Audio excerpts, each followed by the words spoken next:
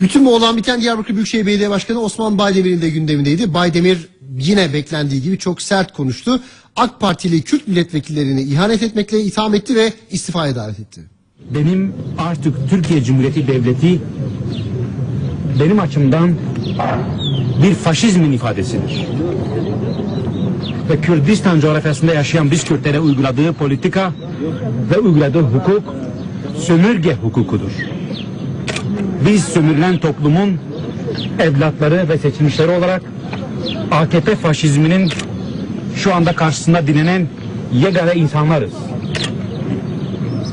Cezaevine koymakla, tutuklamakla, öldürmekle sonuç alamayacaksın ey faşist AKP. Ey faşist başbakan, sonuç alamayacaksın.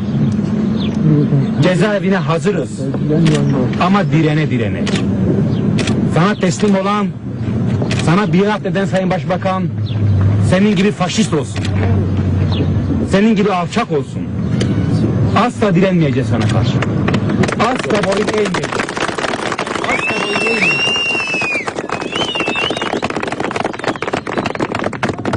Kürdistan coğrafyasından seçilmiş ve bugün parlamentoda bulunan bütün Kürt kökenli, Kürt demiyorum onlara, Kürt kökenli AKP milletvekillerine çağrımdır. Bu saatten sonra ya AKP'den istifa edip halkınızın arasına gelirsiniz ya da Kürt halkı sizi gördüğü her yerde yüzüne tükürme hakkına sahiptir. Ey AKP'li milletvekilleri, Kürt milletvekilleri, ya buna isyan edersiniz, halkınızın arasına dönersiniz, o zaman sizi baş tacı yaparız, ya da görüldüğünüz her yerde bu halk sizin yüzünüze tükürme hakkına sahiptir. Evet, Osman Baydemir'in her zamanki gibi alışık olduğumuz o yakışıksız, sert tavrı geldi ekranlarınıza ve özellikle de orada itham ettiği bir kesim vardı ki AK Partili Kürt milletvekilleri, o isimlerden birisi Mehmet Metiner şu anda telefon hattımıza. Mehmet Bey, hoş geldiniz yayınımıza.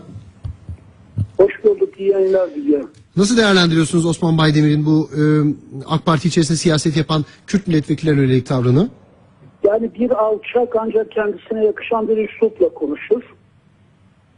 Bu ülkenin başbakanına alçak diyecek kadar gözü kararmış bir insana aslında verilecek cevap çoktur da keşke adabınca, edebince konuşmayı öğrense önce Sayın Belediye Başkanı.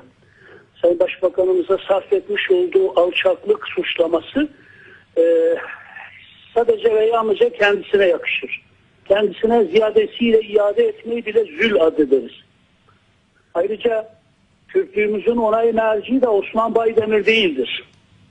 Yani Kürt kökenli diyeceğim, Kürt demeyeceğim. Sen kim oluyorsun da başkalarının onay merci olarak kendini kabul ediyorsun? Bu imtiyazı, ayrıcalığı nereden alıyorsun Sayın Belediye Başkanı? Ayrıca faşizm arıyorsa PKK'ya baksın, PKK'nın faşizmine baksın. BDP'ye baksın, BDP'nin faşizmine bağlasın. Konuşmasına baksın, üslubuna dikkat etsin. Ya istifa edersiniz, aramıza katılırsınız ya da görüldüğünüz yerde diye başlayan alçakça tehditler savuruyor. Faşizm arıyorsa kendi dilinde var, kendi anlayışında var. PKK'ya baksın, BDP'ye baksın. Bir siyasetçiye, bir belediye başkanına bu üslup hiç yakışıyor mu Allah aşkına? Eleştirebilirsiniz Sayın Başbakanı. Ama AK Parti'de siyaset yapan onurlu milletvekillerini tehdit etmek bir belediye başkanının haddine midir? Haddine midir? Bu neresi eleştiridir Allah aşkına? Eğer biz Sayın Baydemir'e soruyoruz. Bu halkın gençleri dağ başlarında hangi amaç için öldürtülüyor? Bağımsız Kürdistan için mi öldürtülüyor? Kimin için öldürtülüyor? Hangi amaç için dağda bulunuyorlar? Bu gençlerimizin canlarının bedelini Sayın Baydemir gibiler ödeyecek asıl. Bu sorunun cevabını versinler. Bu gençler, bu halkın gençleri dağ başlarında hangi amaç için öldürtülüyor? Sayın Baydemir tehdit edeceğine, arkasına aldığı silahlı güçlerle tehdit edeceğine yüreği varsa o silahlı güçler silahlarını bıraksınlar da bizimle demokratik yarışa girsinler. Bakalım o zaman Kürt halkı Sayın Baydemir gibilerin mi suratlarına tükürecek, bizim gibilerin mi? Çok çok yakışıksız bir üslup, çok edepsiz bir üslup. Yani aynı üslupla kendisine cevap vermek bile bize yakışmaz ama kamuoyu karşısında televizyonların kendisini çektiğini bildiği halde partimizin liderine, Sayın Başbakanımıza alçak diyebilmiş olmasını aynen kendisine iade ediyoruz. Ne biliyorsa öyle yapsın. Öyle tehditlerle varabileceği bir yer yok. Ya istifa edin, aramıza katılın.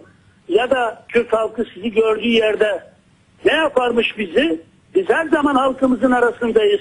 Çekin aradan silahları, tehditleri, baskıları da görelim bakalım Kürt halkı size gerekli desteği verecek mi, vermeyecek mi? Sayın Baydemir'i kınıyorum. Sayın Baydemir'i kınıyorum. Bu üslup bir siyasetçinin üslubu değildir. Ancak kendisine alçaklığı yakıştırmış olan bir insanın üslubudur. AK Parti içindeki onurlu, cesur Kürt milletvekillerine yöneltmiş olduğu tehditlerden de korkumuz yok. Hız gelir turist gider. Hız gelir turist gider. Biz Kürt halkının hakları için mücadele etmeyi kendimiz için şiar edilmiş insanlarız. Bu ülkede Türk-Kürt ayrımı gözetmeden bu ülkede yaşayan herkesin temel hak ve özgürlüklerde eşit olması gerektiğini savunan bir partinin mensuplarıyız. AK Parti'nin Kürtleri kimsenin Kürtleri değildir. PKK'nın da Kürtleri değiliz, devletin de Kürtleri değiliz. Hiç kimsenin şamarı olanı da değiliz. Hiç kimsenin tehditlerine de papuç bırakmayız. Öylesine yalıp gürlemelerle Kürt milletvekillerini tehdit etmekle kimse bir yere varamaz. Bizim söylediğimiz açıktır. Bu ülkede Türk, Kürt, Laz, Çerkez yaşayan herkes temel hak ve özgürlüklerde eşit olacak. Dağda yaşayan insanlarımızın da öldürülmesini istemiyoruz.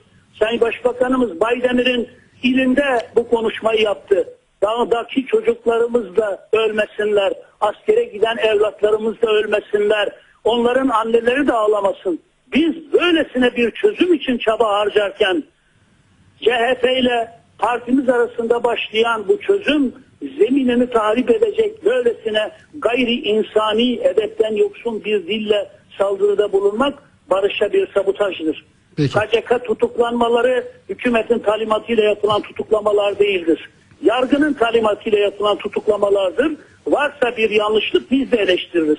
Peki. Ama KCK tutuklamalarına bakarak Sayın Başbakan'a ağza alınmayacak küfürler savunmak, AK Parti'de siyaset yapmaktan onur duyan Kürt halkının gerçek temsilcileri olan milletvekillerini tehdit etmek Sayın Baydemir'in huyunu aşar, haddini aşar. Kendisini şiddetle kınıyorum. Lütfen siyasetçi ise siyasetin diliyle karşımıza çıksın. Silahlı güçlerin tehdit mekanizmalarıyla karşımıza çıkmasın Sayın Baydemir. Mehmet Metiner çok teşekkürler. Yayınımıza katıldınız. Ben teşekkür ediyorum. Değerlendirmeler için sağ olun.